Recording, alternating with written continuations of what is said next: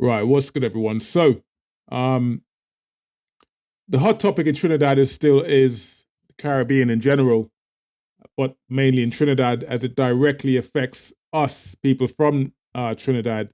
Um, is the new visa requirement on those wanting to come to the UK, and not just come to the UK, if you're transiting through the UK, meaning that if you're traveling via the UK, your plane is going to land in the UK onto the destination of which you're going to or flying to, you will require a visa in some way, shape, or form.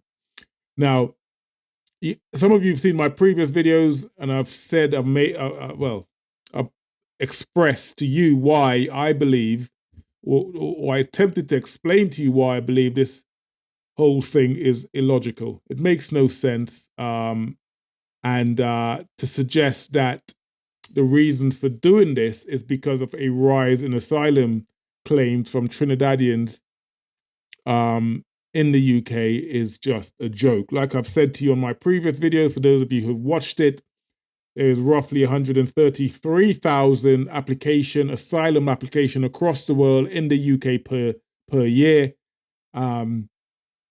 Trinidad makes up 0.33% of those claims.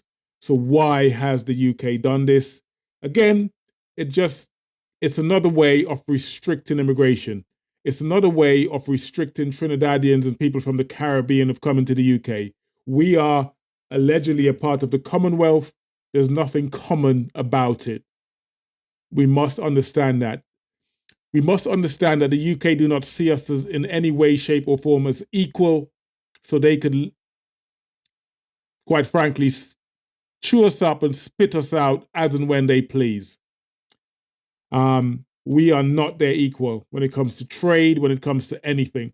So the UK has done, what the High Commissioner did was literally insult our intelligence by attempting to explain why this visa restriction came into place.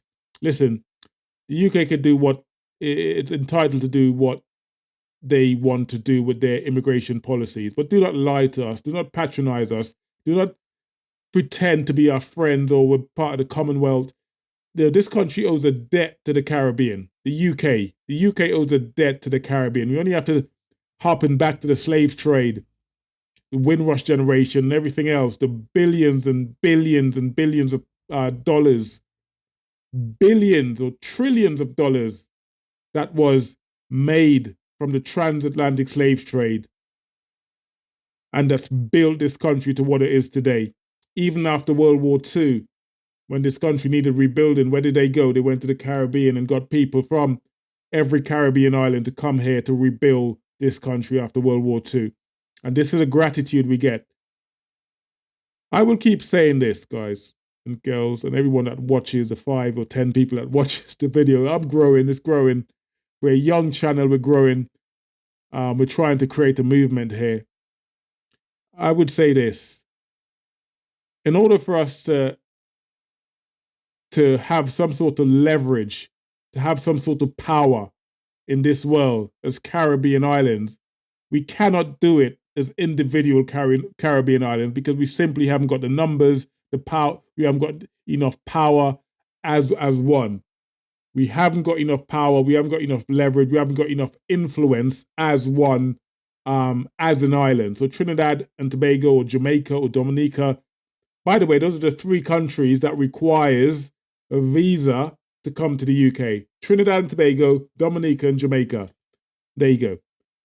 We are powerless on our own. In order for us to have some leverage, to have some influence, like I've previously said, we need to align ourselves with something like the BRIC pack.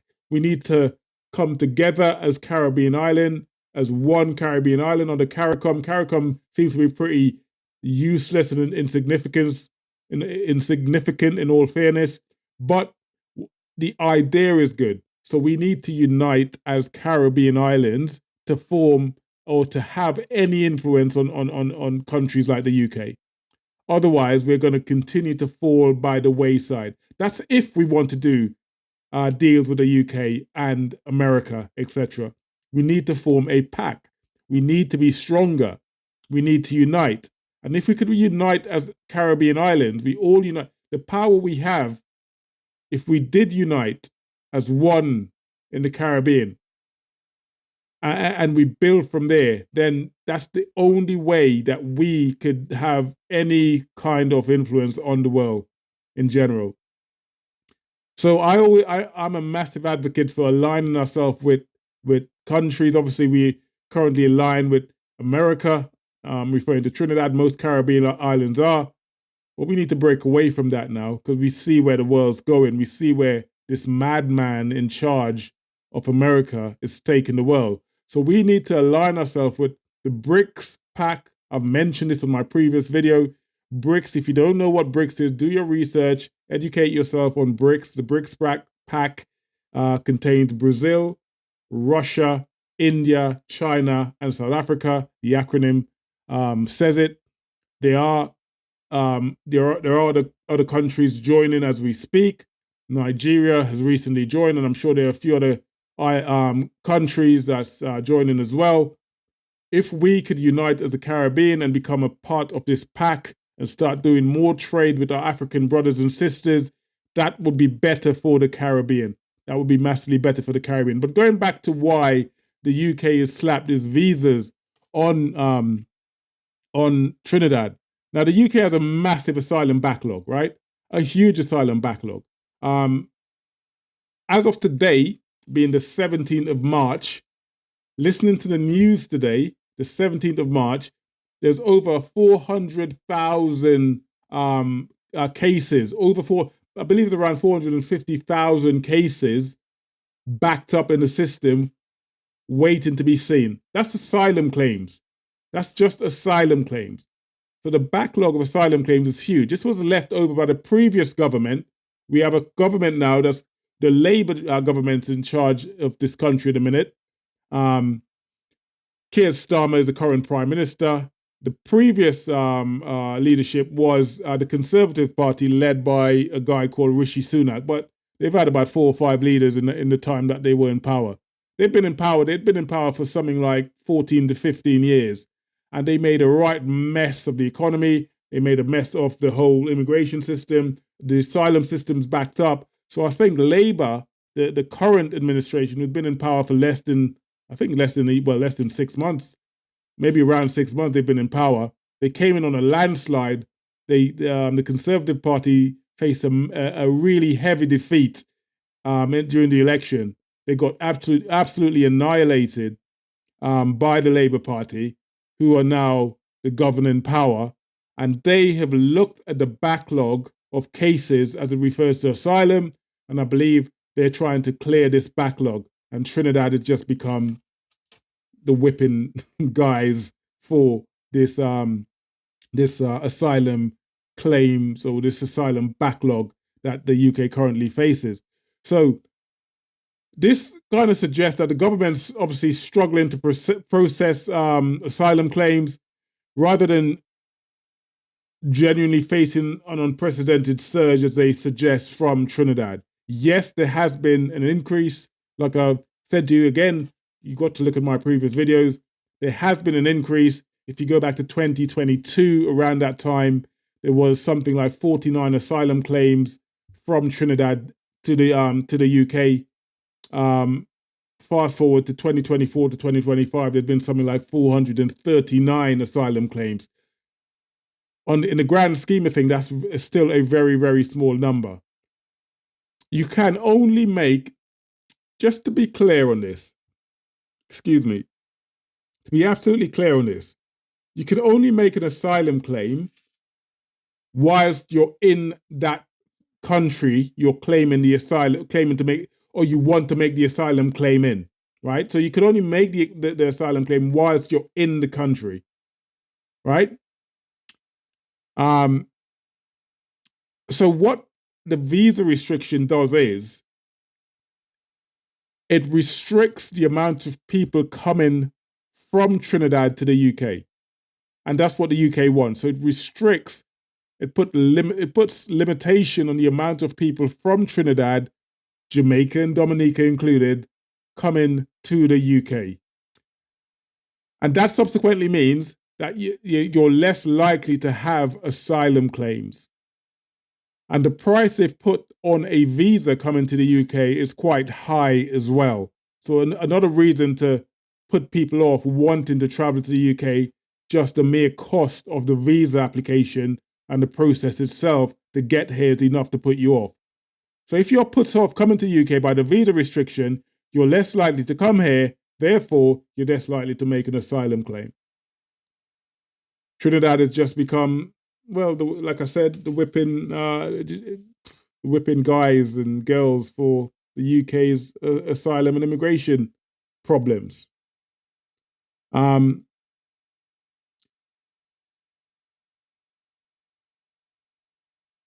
UK government, like I've said, has this immigration policy that they've been pursuing for a while. So this is,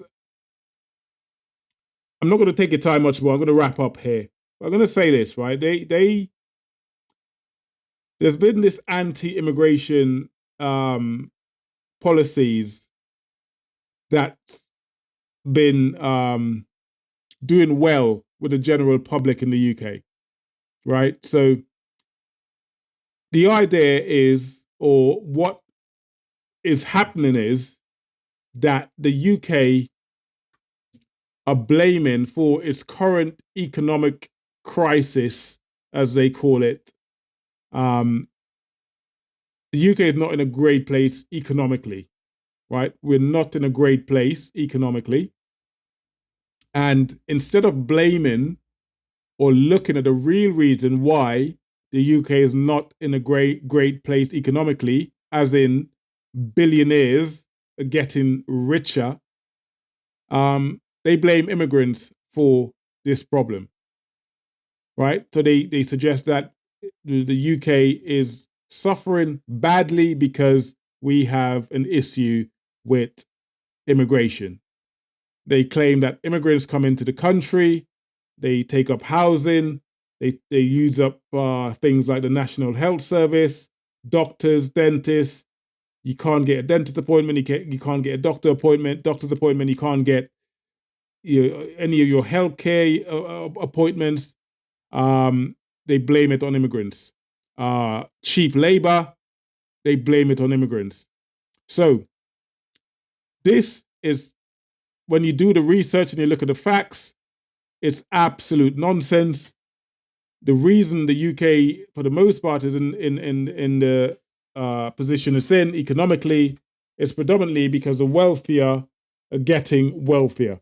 The richer are getting richer. The UK is in more debt than it's ever been in its history because the rich are buying everything. They are buying everything. So 20 or 30 years ago, where someone who works as a nurse or I don't know, a police officer or firefighter or whatever was able to afford, or were able to afford buying properties in the UK or buying a property in the UK, buying a home in the UK. If you work as a nurse or a doctor or even a doctor in London, you're struggling to get yourself on the housing market to buy a property. It's a real struggle. And that's because wages hasn't kept up with inflation. The wages in the UK has not kept up with inflation. So inflation has gone like that, property prices has gone like that, food prices has gone like that, everything has gone up, but your wages have stayed relatively the same. It's flatlined. So people are now struggling to buy, people are struggling to own their own property, people are living at home longer with their parents because they cannot afford to own their own homes, unlike what it was, say, 30, 40 years ago, 20, 30, 40 years ago, where people were about able to afford to buy their own place. And who do they blame for this? They blame immigrants. They never blame the rich. The rich are getting richer, but they never get blamed for the problems that that the UK faces. And I'll tell you why this is. It's an easy one to sell. It's easy to see why this happened, because at the minute we have a housing crisis in the UK, in London, for example. London is extremely expensive to live, extremely, extremely expensive to live. The property I bought, the property I live in, I have a house in London. I've lived in London for practically most of my life, for 30 odd years. Luckily, I got on the housing market fairly early and I've got a property in London. The property I live in now, I would not be able to get a mortgage for this property on my current wage. So I live in a property that I have a mortgage for, that if I was to try to get a mortgage for this property now on my current wage, there's no way, it's impossible. That's because my wages stayed relatively, though it's gone up, it has not gone up relatively to inflation. It has not gone up relatively to inflation. So my house is more than doubled what I paid for it, say about 15 years ago. More than doubled what I paid for it about 15 years ago. Now, there is a massive housing crisis in the UK, in London, especially in the south of London's in the south of the UK. And what happens is the government, the current government, the Labour government, has plans to build thousands, or they said an extra 2 million houses they're going to build in the UK. I don't know how they're going to achieve that. Good luck. That's highly unlikely, but that's their ambition, to build 2 million houses in the UK to address the housing crisis. Now, the problem is that the minute they build these houses, the minute these houses get built, the people with the assets, the people with the money, the millionaires, billionaires, they buy up these houses immediately. So the people who really need the houses can't afford to get themselves on the market, because the minute these houses become available, it's bought up by corporate companies and private companies or people who own these corporate companies. They buy up the properties, and what do? They then rent it or sell it back to people who desperately need it. But this is why house prices stay relatively high here in the UK. And I'm talking about the UK here a lot. I'm just trying to give you an idea of how things work in the UK. It's not all flowers and rainbows over here. Trust me. It's not what it's painted out to be. Don't believe the hype when people talk about, oh, let's go to England and blah, blah. It is hard over here. It is tough over here.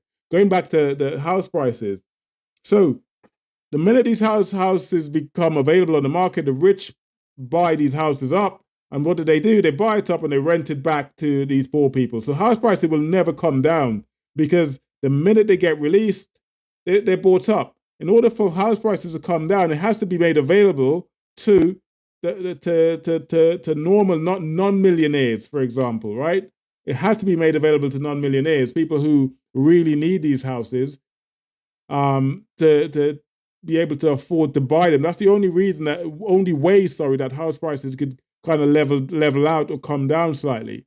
The problem with that is, for the people who bought houses, who are asset rich because they bought a house 20 years ago, and that house they paid £200,000 for now is now worth £400,000, and they're looking at it thinking, well, I could sell this house and make £200,000. There are millions of people like that in the UK.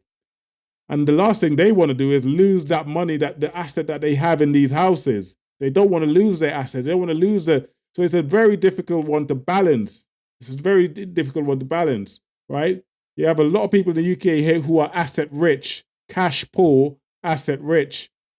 And that's purely because of this fake money that's put into housing. Your house price has gone up like that without you doing nothing. Your house price is literally gone through the roof, because there's a supply and demand issue. And the minute the supply comes, the rich buys it up and the demand remains high. So as long as there's a high demand for property prices will always stay high. It will never fall. It will always stay high. As long as there's a supply and demand issue, the prices will always stay high. And that's what the rich do. You cannot compete with the rich. And the only way, instead of blaming immigrants for the problems that the UK have, maybe they should look at taxing the rich a bit more. And the same thing that has to be done in Trinidad. Tax the rich a bit more, right? So if you look at what's happening in Trinidad now, going away from the UK for a bit, you look at Trinidad, it's a similar sort of thing that happens in Trinidad, right? The rich are getting richer. And if the rich are getting richer, what's going to happen? If the people are getting richer, then people are going to be getting poorer. It's a domino effect. That's how it works, right? So let me give you a good example. You look at something like Petrotrin, and people talk about that a lot. We lost Petrotrin in 2018 because of bad management. It was a public-owned company, Petrotrin. And I believe it needs to stay, Petrotrin needs to stay a public-owned company. If it's ever revamped,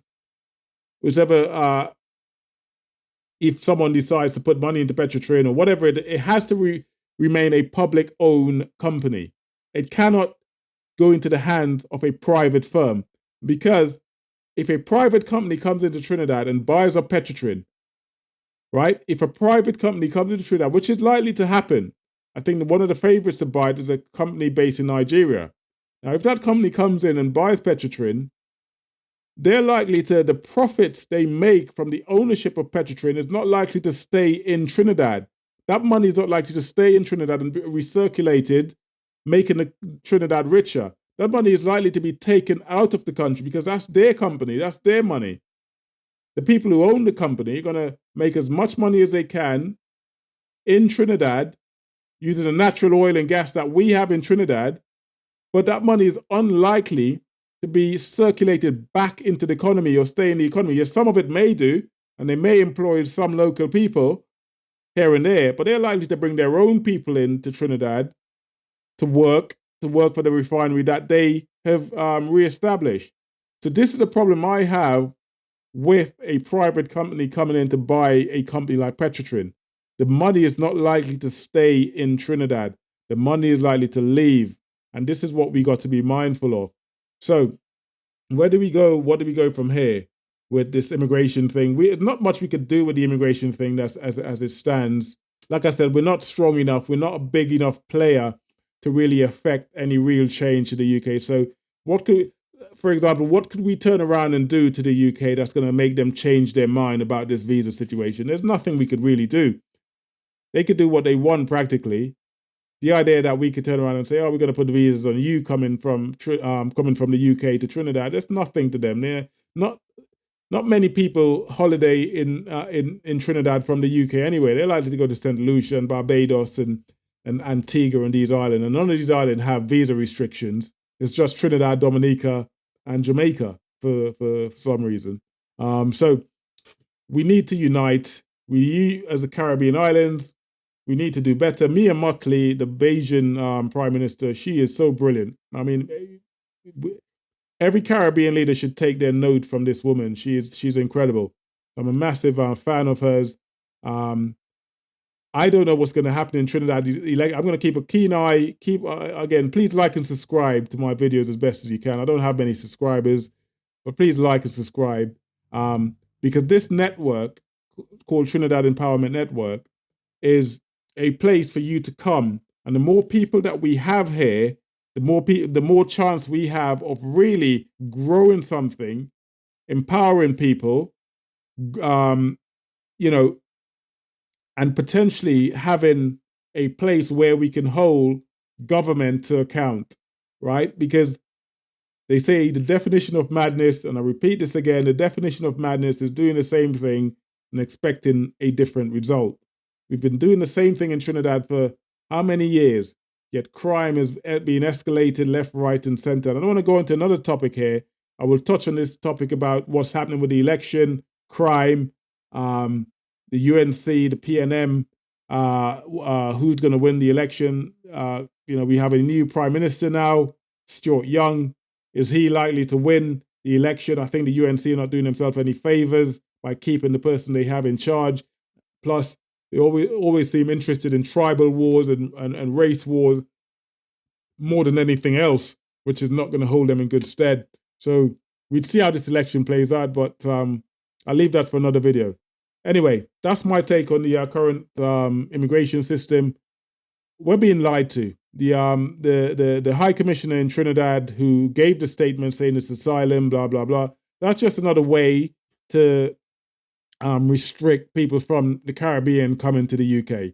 The UK don't see us as allies. They say we're part of the Commonwealth. There's nothing common about it. They've chucked us by the wayside, despite everything people in the Caribbean has done to build this country. If you know your history, you will know that. But anyway, please like, please subscribe, please tell someone to tell a friend about the Trinidad Empowerment Network, and I'll see you guys on my next video. For now, much love. Take care. Peace.